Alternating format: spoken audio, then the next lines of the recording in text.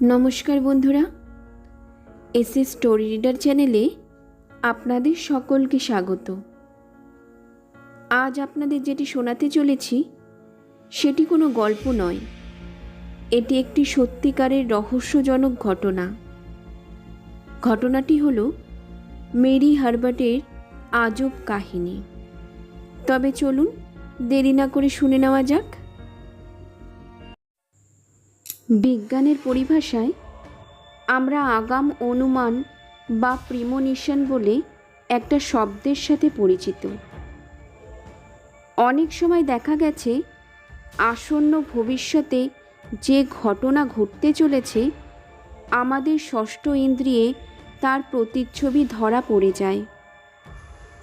এর আসল কারণ কি তা অন্বেষণে পরমাণু বিজ্ঞানীরা অনেক চেষ্টা করেছেন, কিন্তু এখনো পর্যন্ত আমরা আগাম অনুমানের রহস্য সন্ধান করতে পারিনি।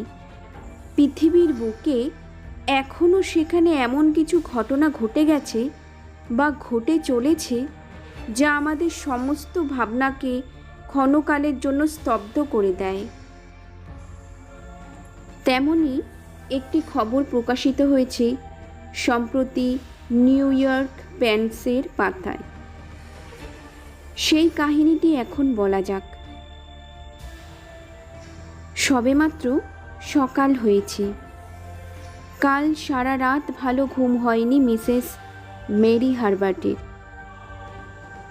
নিউ ইয়র্কের উপকণ্ঠে একটা আকাশ ছোঁয়া ফ্ল্যাটে একলাই থাকতে হয় তাকে।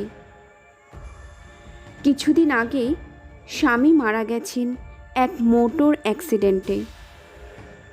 একমাত্র ছেলে মেকানিক্যাল ইঞ্জিনিয়ারিং পাশ করার পর শিকাগোতে কর্মরত। ছেলেটিকে ঘিরেই চিরদিন স্বপ্নের সোনালি জাল বুনেছিলেন মিসেস মেরি হার্বার্ট। স্বপ্ন ছিল তার একদিন এই ছেলেটির হাতে সমর্পণ করবেন এই জীবনের যত সুখ দুঃখ চাওয়া পাওয়া।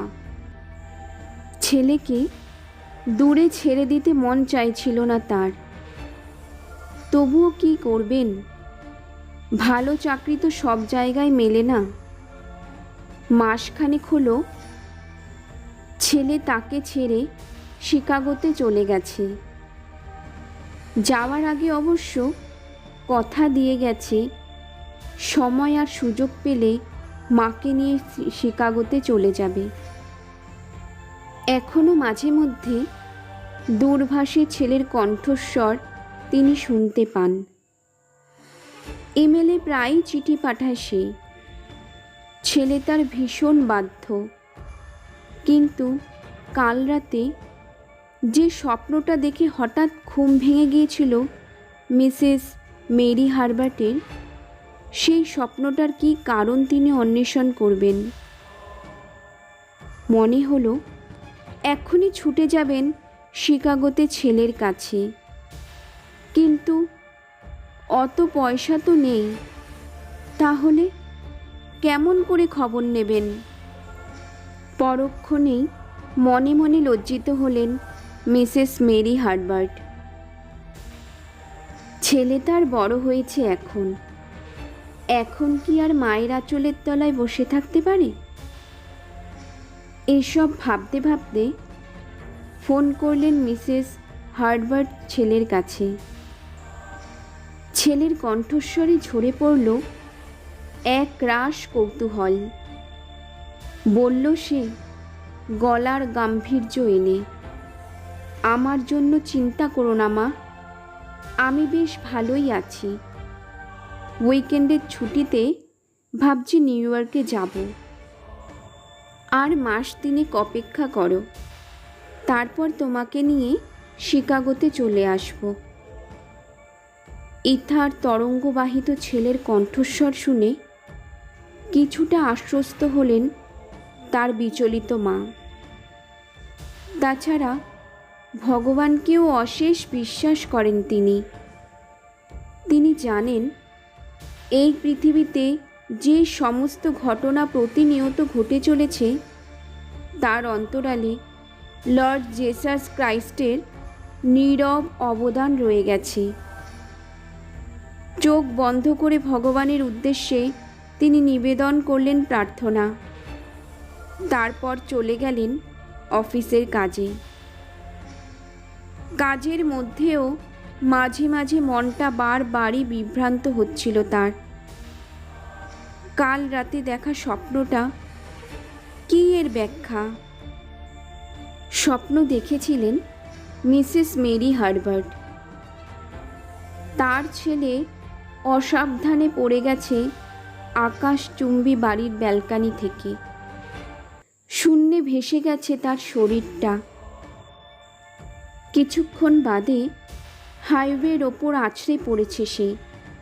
মাথাটা থেতলে গেছে, ঘিলু বেরিয়ে ছিটকে গেছে চারিদিকে। হাত পা রক্তাক্ত হয়ে গেছে। জীবনের খাঁচা থেকে প্রাণ পাখি উড়ে গেছে এক লহমাতে মহাশূন্যে। স্বপ্ন দেখে সাথে সাথে ঘুম ভেঙে যায় মিসেস মেরি হার্বার্টের। একলা ফ্ল্যাটে থাকেন তিনি।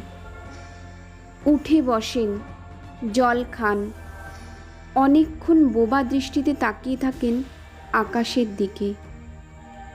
তারপর আবার ঘুমিয়ে পড়ার চেষ্টা করেন। অফিসের কাজ শেষ হয়ে গেছে। সহকর্মীরা অনেকে এসে ছেলের খবর জানতে চাইল। সকলেই জানে মিসেস মেরি হার্বার্টের সবচেয়ে প্রিয় তার একমাত্র ছেলে রবার্ট।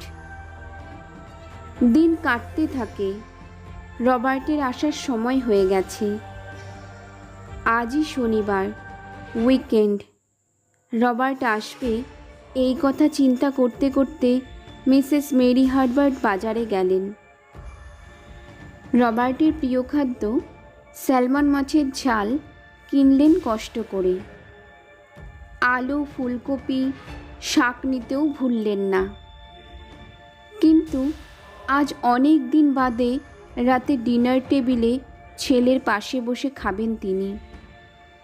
কাল সারা দিন ছেলে তার কাছে থাকবে, কিন্তু পরশু সকাল হতে না হতেই আবার চলে যেতে হবে।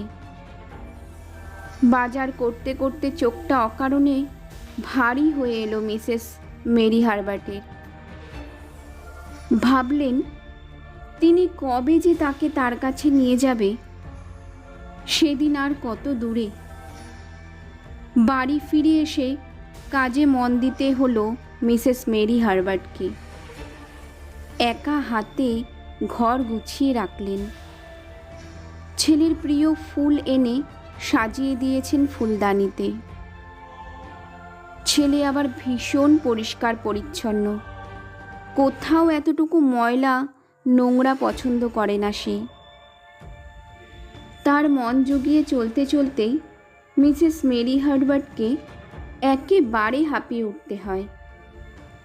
তাই দিন কেটে গেল ডাস্টার দিয়ে এটা সেটা পরিষ্কার করে ওয়ালপেপারগুলো ঠিকমতো গুছিয়ে রাখতে, ছেলের প্রিয় ক্যাসেট আর বইগুলো সাজাতে। তারপর দুপুর কেটে সন্ধে হব হব, এখনও তো ছেলে এসে পৌঁছালো না তার কাছে। তাহলে এত দেরি করছে কেন সে? একবার ভাবলেন মিসেস মেরি টেলিফোন করবেন। পরক্ষণে ভাবলেন থাক, ছেলে কি মনে করবে, হয়তো এখন পথে বেরিয়ে পড়েছে সে। বিকেলের বুকে লাগে মরা রোদের বিবর্ণ রং। পাখিরা যতটুকু এখনো অবশিষ্ট আছে শহর নিউ ইয়র্কের উপকণ্ঠে, ভাবছে এবার বাড়ি ফিরবে কিনা। হাইওয়ে ধরে শুরু হয়ে গেছে চলমান মানুষ আর গাড়ির মিছিল। আর একটি মনোলোভা সুন্দরী সন্ধ্যা ধীরে ধীরে নামছে এই মেট্রোপলিস টাউনে।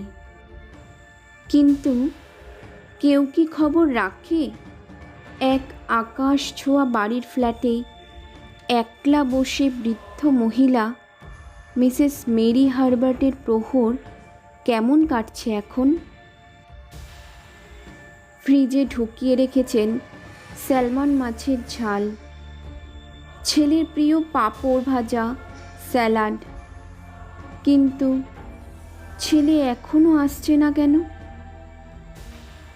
অবশেষে যখন রাতের বয়স বাড়ে, উদ্বিগ্ন হয়ে ফোন করতেই হয় ছেলের কাছে মেরি হার্বার্টকে। ফোনটা বাজতে থাকে ঝনঝন করে। বুঝতে পারেন কোয়ার্টারে ছেলে এখন নেই। এবার কিন্তু ভয়ের একটা বাতাবরণ তৈরি হয় মিসেস হার্বার্টের চারিপাশে। কয়েকদিন আগে রাতে দেখা স্বপ্নটা কি সত্যি হতে চলেছে? আর স্থির থাকতে পারেন না তিনি। কিন্তু এই গভীর রাতে কোথায় যাবেন, কার কাছে? ভাবতে ভাবতে অশান্তভাবে পায়চারি করতে থাকেন।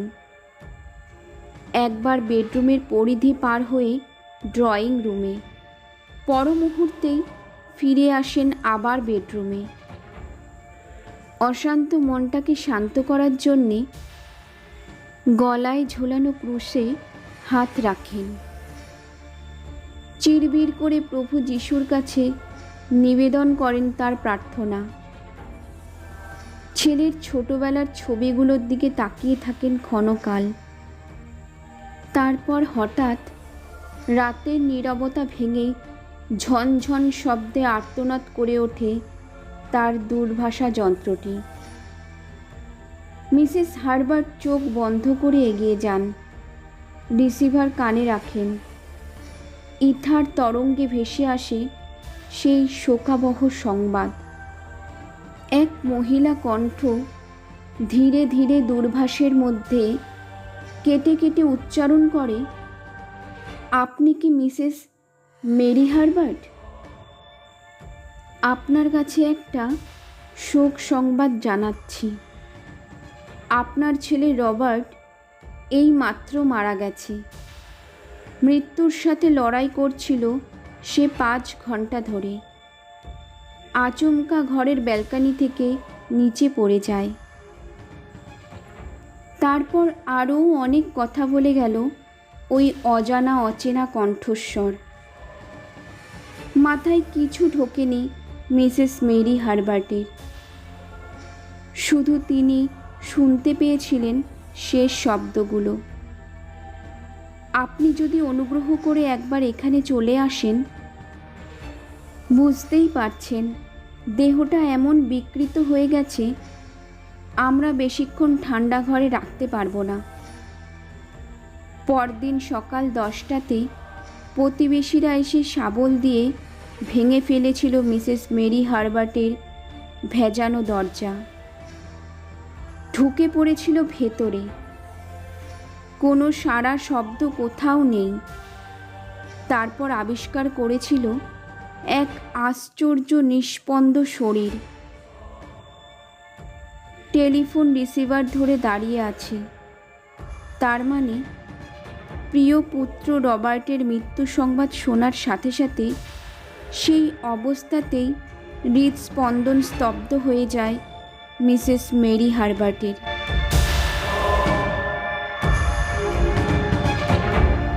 বন্ধুরা, এই রহস্যময় ঘটনাটি শুনতে আপনাদের কেমন লাগলো তা আমাকে একটি কমেন্টের মাধ্যমে জানাতে ভুলবেন না। কিন্তু আপনারা আমার বলা কোন রকমের গল্প শুনতে পছন্দ করেন আমাকে অবশ্যই জানাবেন। আর হ্যাঁ, আমার চ্যানেলের নতুন বন্ধু হয়ে থাকলে ভিডিওটিতে একটি লাইক আর চ্যানেলটি সাবস্ক্রাইব করে আমার সঙ্গে থাকবেন। ধন্যবাদ।